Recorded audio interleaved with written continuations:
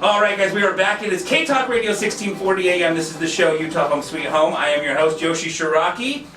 And we've got Jonas Utsuji as our special guest today. And it is the nightmare story time. So, Jonas, do you mind sharing an entrepreneurial nightmare story with our listeners so that they can, one, avoid doing the same mistake, and two, obviously learn from it? Absolutely. Thank you. Oh man, so many to choose from. Okay, so I'll just do the 1892 property. Okay. Because that's fresh on my mind. So, like I said, we got it for basically like 60, 70K less than market value. Nice. When I made the offer, because they were asking, a lot more. But so we get the deal, and Okay. I think, man, this is a slam dunk. I'm gonna knock one out of the park. Yeah. So, I didn't do an inspection. That's problem number one. Okay. So, there's a saying that I have. I don't think I coined this phrase, but being cheap is expensive. Yeah. This is one of those being cheap is expensive moments. Uh-huh. Like, pony up the $500 or whatever it is and get an inspection. Right. You must get inspection. Don't have your contractor go through and, oh yeah, it looks good. Like, Yeah. he just wants the job. He's not an inspector. Right. So,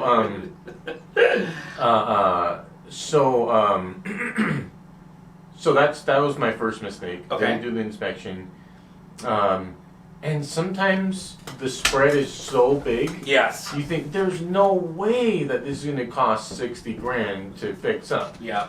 But what I learned is you can get preliminary bids from contractors. Just have them walk through and just say, hey, based on what you see, like give them a punch list of Yeah. things that you need to do, and then just get a hard bid. Yeah.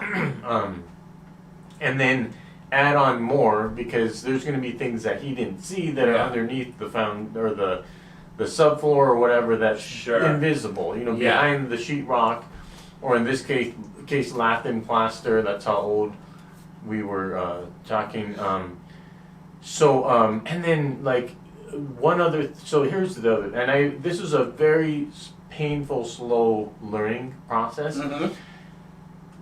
I would always try to get the best deal on the contractors, like the cheapest guy. Oh yeah, just give me the cheapest guy, Yeah, because I yeah. wanted to increase my profits. Yeah. Man, being cheap is expensive, brother. Yeah. Woo!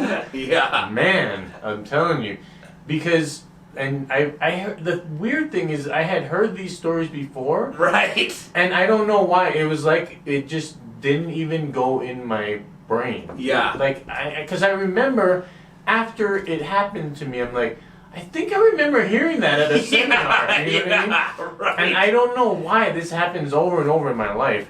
But anyway, you hire some guy, and he's not licensed, which there are certain things that I still don't hire licensed people for, like painters. Yeah. You don't Yeah. need a license to paint a house. Yeah. But so anyway, I go for the cheapest guy. They don't even speak English. That's problem number one. Like, Yeah. if you can't communicate what Yeah. you want, that could be a problem. Right.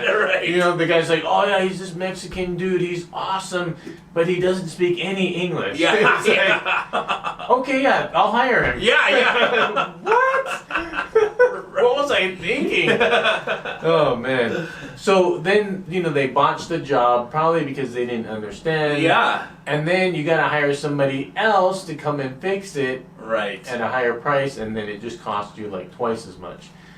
So that just kept happening over and over.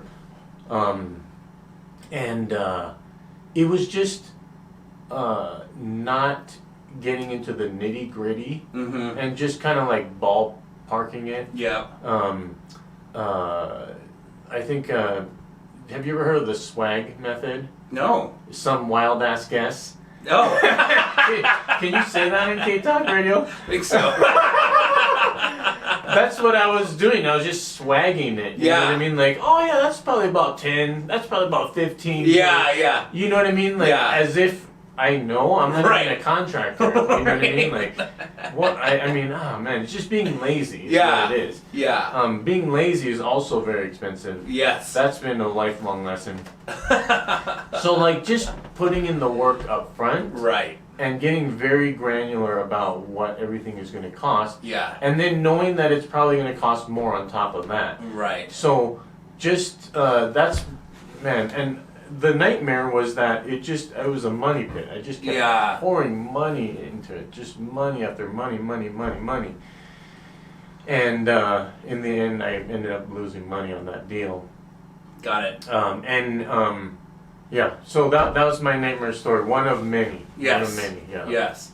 So now all your contractors speak only Japanese, is that correct? Japanese and English. Yeah. Okay. Got it. Yes. Coastal University was that for me. We had like this budget to fix the home, and then we had our estimated profit, which was about 60 grand, and I'd actually partnered up with a friend of mine who you know very well. His name's Matt Atkinson, and we were like, oh gosh, I mean, we had like this, like you said, 60 grand cushion, right? There's no way. Yeah. And I think we made 4,000 that we had to split each. 2,000 each. 9 months later, that's better than mine. Actually lost money. I paid. Talk about a university. I literally paid for that education. Right. But like you said, it's priceless. Man. Priceless. You'll never do it again. Never do it again. Exactly. And it's interesting because you're like, okay. And I think we had to get a hard money extension because it was taking longer than we thought. Yeah. And it was like 9 months, and to think, man, I made $2,000 over 9 months. Yeah. That's that was expensive. Okay, before we part ways, in case you have a dog or know someone else who does have a dog, I wanted to take a quick second to show you the Snap Leash. The Snap Leash can literally do so many things, and I'm going to share with you one of the many cool things that it can do. As you can see, the Snap Leash is designed with 2 swivel hooks, one on each end. This end has a cushion stitched into it to make it comfortable when walking your dog. Now, all you have to do is take this swivel hook, put it into this very first grommet, and now you've got your handle. Okay, so now, let's imagine you're at the park and you want to secure your pet quickly, safely, and easily to a park bench, a tree, or a pole because you just want to sit down and relax. Well, all you need to do is take this swivel hook, remove it from the very first grommet, wrap this leash around any size tree or pole or park bench, and put it into the appropriate grommet, and now you have secured your pet quickly, safely, and easily. And when it's time to head home, another great feature about the Snap Leash is you can simply wrap it around your waist for hands-free walking. Lastly, if you ever accidentally forget your waist bags at home, these grommets make a great place to fasten the waist bags so you never leave home without them. And if you want to see all of the other cool things that the Snap Leash can do, then please just click on the link below and find out why so many others are falling in love with the Snap Leash.